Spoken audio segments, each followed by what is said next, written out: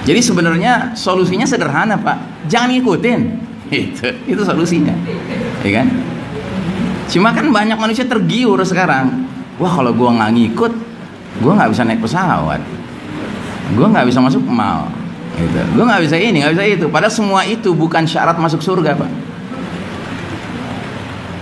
A'udzu billahi minasy syaithanir rajim. Bismillahirrahmanirrahim.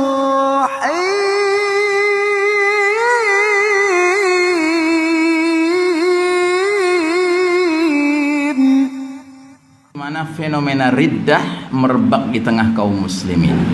Apa itu riddah? Riddah itu kemurtadan. Hadisnya lanjutannya Pak, segeralah kalian beramal sebelum datangnya fitnah-fitnah seperti malam yang gelap gulita. Di pagi hari seseorang masih dalam keadaan mukmin beriman, lalu menjadi kafir di sore harinya. Di sore hari seseorang masih dalam keadaan mukmin beriman, lalu menjadi kafir di pagi harinya.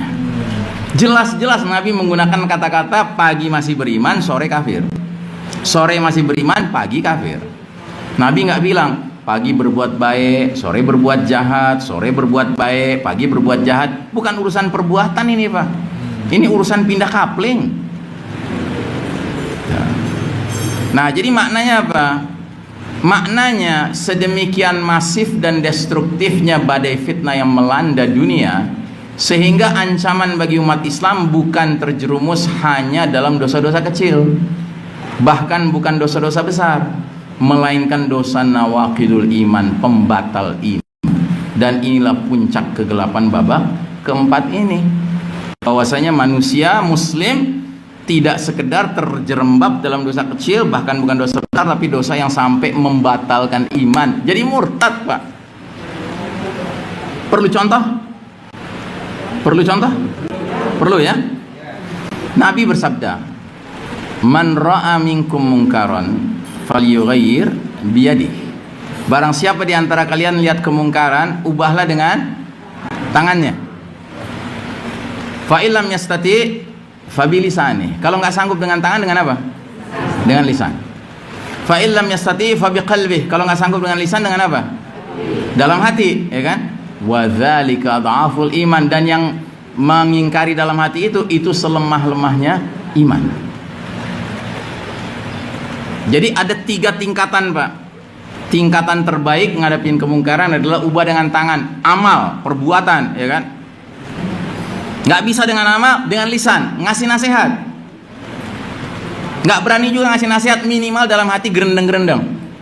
Wah nggak bener nih, gitu, ya kan?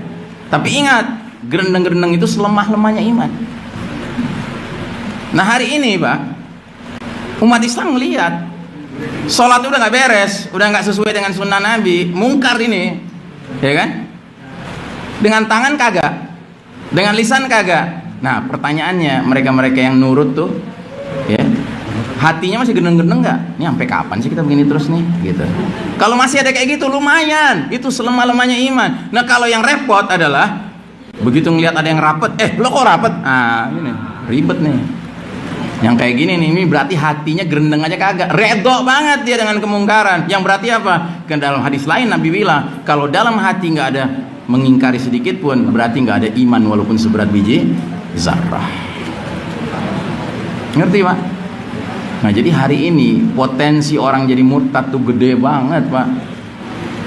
Ada saudara kita tabrakan, ya kan? Udah jelas tabrakan Pak, kakinya patah, ya kan? Nggak sampai rumah sakit, di covidin, gitu, ya kan? Dan beneran sakit mati Pak, ya kan?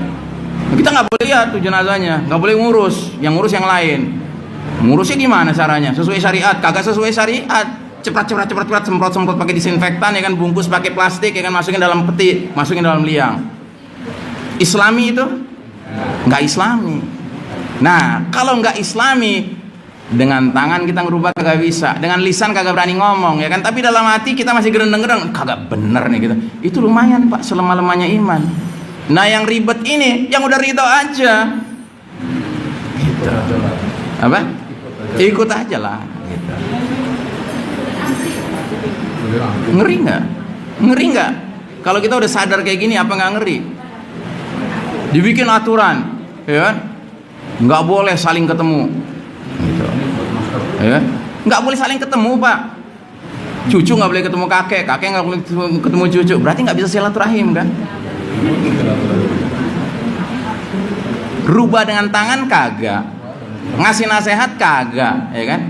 Nah tapi dalam hati masih gerendeng-gerendeng, kapan nih kita bisa silaturahim sama kakek, sama opa, sama oma gitu, ya kan? Si opa oma juga gitu, kapan kita bisa ketemu cucu kita? Masih gerendeng-gerendeng, lumayan Pak, selemah-lemahnya iman. Nah ini yang repot Pak, begitu diajak silaturahim, oh jangan, lewat Zoom aja gitu. Sekarang begitu Pak. Gimana ini coba? Nilai-nilai yang sudah tertanam sekian lama Pak, seolah-olah kayak hilang. Padahal Nabi mengatakan, barang siapa ingin dipanjangkan umurnya dan diluaskan rezekinya, falyasilur rahim, hendaklah dia menjalin hubungan silaturahim. Ini gara-gara silaturahim takut cepat mati. Justru untuk panjang umur silaturahim. Tapi ini kagak, ya kan? Oh kalau silaturahim kita ketemu bisa sakit, bisa mati. Gimana logika kita dibuat terbalik-balik Pak. Ini yang mengerikan. Makanya saya bilang ini puncak kegelapan babak keempat. Dan jangan salah Pak, Allah sudah menyingkap bahwa memang inilah ambisinya orang-orang kafir harbi Pak. Di mana Allah singkapkan? Di surat Al-Baqarah 217. Wala yazaluna yuqatilunakum hatta yaruddukum an dinikum in istata'u. Mereka kaum kafir harbi itu, kafir yang memerangi Islam dan umat Islam, tidak henti-hentinya Pak. 24 jam sehari, 7 hari sepekan, 12 bulan setahun, tidak henti-hentinya memerangi kalian umat Islam, sampai mereka bisa memurtadkan kalian dari agama kalian kepada kekafiran, seandainya mereka sanggup.